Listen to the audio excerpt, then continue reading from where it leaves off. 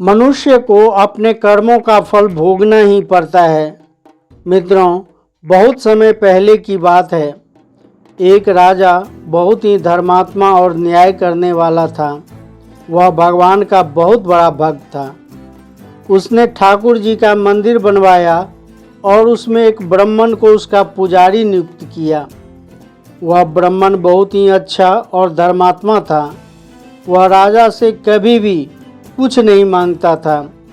उसके स्वभाव से राजा भी बहुत प्रसन्न थे। उसे राज मंदिर में पूजा करते हुए 20 वर्ष हो गए थे। उसने राजा से कभी भी किसी प्रकार का प्रश्न नहीं किया। फिर राजा को एक पुत्र पैदा हुआ। राजा ने उसे पढ़ा लिखा कर बहुत विद्वान बनाया। राजकुमार की शादी एक सुंदर राजकन्या से करवा दिया। शादी की रात राजकन्या को नींद नहीं आ रही थी। वह इधर उधर घूमने लगी। वह अपने पति के पलंग के पास आई तो देखा कि हीरे जवाहरात से जड़ी एक तलवार वहां पर रखी हुई थी। उसने उस तलवार को म्यान से बाहर निकाली तो वह तलवार बिजली के समान चमकने लगी। यह देखकर वह डर गई और डर के मारे वह तलवार हाथ से छूटकर राजकुमार के गर्दन पर जा गिरा। तलवार से राजकुमार का सिर कट गया। सिर कटने से राजकुमार की मृत्यु हो गई। इससे राजकन्या बहुत दुखी हुई। वह यह सोचकर बहुत डर गई कि अगर मैं सबको सच बताऊंगी तो कोई भी मेरी बात पर विश्वास नहीं करेगा। सुबह होते ही राजकन्या विलाप करने लगी और कहने लगी कि कोई मेरे पति को मार दिया। लोग इकट्ठा हो गए और राजा भी आ गया। राजा ने आकर पूछा, किसने मारा है? राजकन्या कहने लगी, मैं नहीं जानती वह कौन था, परंतु मैंने उसे ठाकुर जी के मंदिर में जाते हुए देखा। राजा समेत सभी लोग ठाकुर जी के मंदिर में गए तो वहां ब्राह्मण देवता को पूजा करते हुए देखा। सभी ने उसे पकड़ लिया। ब्राह्मण ने बहुत कहा कि मैंने राजकुमार को नहीं मारा, पर किसी ने उसकी बात नहीं मानी। राजा ने बार बार सोचा कि ब्राह्मण निर्दोष हो सकता है, लेकिन सभी के कहने पर राजा ने ब्राह्मण से कहा, मैं तुम्हें प्राणदंड तो नहीं दे सकता, लेकिन जिस हाथ से तूने तलवार से मेरे पुत्र को मारा है उस हाथ को काटने का आदेश देता हूँ। ऐसा कहकर राजा ने उसका हाथ कटवा दिया। इससे ब्राह्मण बहुत दुखी हुआ और राजा को अधर्मी मानकर वह राज्य छोड़कर चला गया। फिर उसने बहुत खोज की कि कोई विद्वान ज्योतिषी मिले तो उनसे बिना अपराध के हाथ कटने का कारण पूछूं।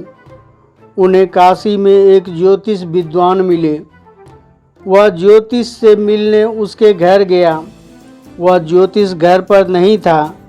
उसकी पत्नी ज्योतिष की आलोचना कर रही थी और उन्हें बहुत भला बुरा कह रही थी। थोड़ी देर में वह ज्योतिष घर आ गए। ज्योतिष के घर आने के बाद भी उसकी पत्नी उसका तिरस्कार करती रही, पर ज्योतिष चुप रहे और उन्होंने अपनी स्त्री से कुछ भी नहीं कहा। इसके बाद वे स्वयं अपने गद्दी पर जाकर बैठ गए। ब्राह्मण को देखकर ज्योतिष ने कहा, कहिए ब्राह्मण देवता, आपका कैसे आना हुआ?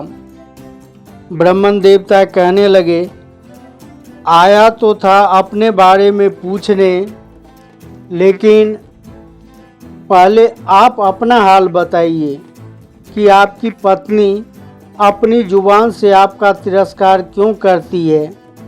तब ज्योतिषी ने कहा, यह मेरी स्त्री नहीं, मेरा कर्म है। दुनिया में हम जिसे भी देखते हैं, भाई हो, पुत्र हो, पिता हो या कोई भी संबंधी, वह सब हमारा अपना ही कर्म है।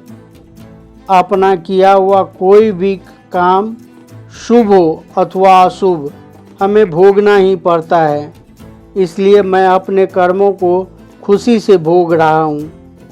ब्राह्मण ने पूछा, आपने ऐसा क्या कर्म किया था? तो ज्योतिषी कहने लगा, पूर्व जन्म में मैं एक कौवा था और आज जो मेरी स्त्री है वह एक गधी थी। इस गधी के पीठ पर एक फोड़ा हो गया था। फोड़े की पीड़ा से वह बहुत दुखी थी। उस फोड़े में कीड़े पड़ गए थे, जिसे खाने के लिए मैं इसके फोड़े पर चोंच मारता था, जिसके कारण इसे असहाय दर्द होता था। एक बार इसके पीठ पर चोंच मारते हुए मेरी चोंच इसकी हड्डी में घुस गई और यह दर्द से तड़प उठी। मैंने भी चोंच निकालने की बहुत कोशिश की, परंतु वह हड्डी में फंस गई थी और नहीं निकल सकी। इसने सोचा पानी में चोंच निकल जाएगा। ऐसा सोचकर वह गंगा नदी में प्रवेश कर गई। गंगा का प्रवाह तेज होने के कारण हम दोनों बह गए और बीच में ही मर गए। तब गंगा जी के प्रभाव से यह तो ब्रह्मणी बनी और मैं बहुत बड़ा ज्योतिष।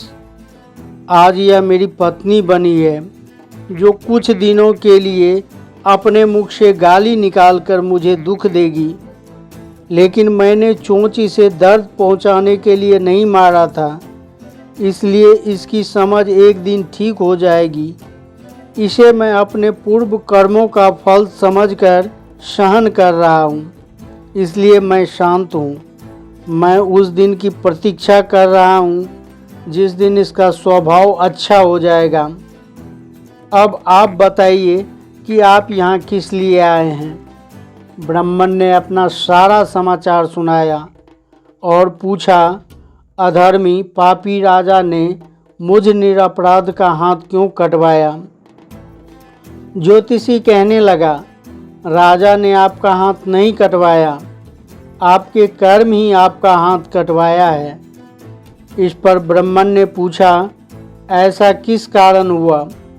तो ज्योतिषी कहने लगा, पूर्व जन्म में आप एक तपस्वी थे, राजकन्या गाय थी और राजकुमार एक कसाई। जब कसाई गाय को मारने लगा, तब गाय आपके सामने से जंगल में भाग गई। कसाई उसका पीछा करते हुए आया और आपसे पूछा, गाय इधर तो नहीं गई?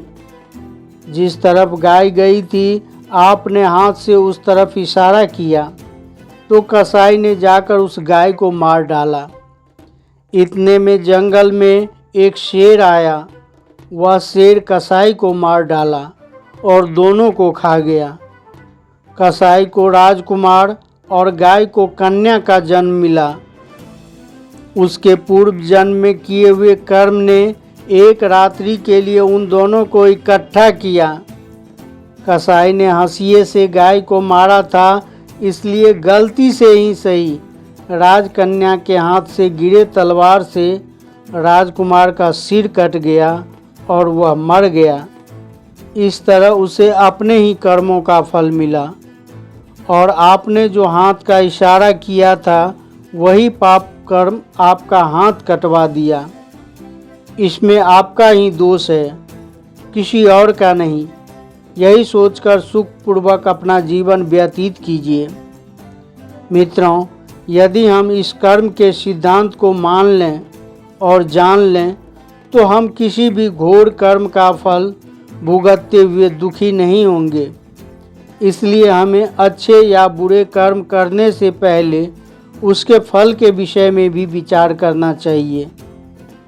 मित्रों, मुझे उम्मीद है यह वीडियो आपको बुरे कर्म से बचने की तथा अच्छे कर्म करने की प्रेरणा देगी। वीडियो को लाइक व शेयर अवश्य करें। इसी तरह के शिक्षाप्रद वीडियो देखने के लिए चैनल को सब्सक्राइब अवश्य करें। वीडियो के अंत तक बने रहने के लिए धन्यवाद। जय हिंद, जय भारत।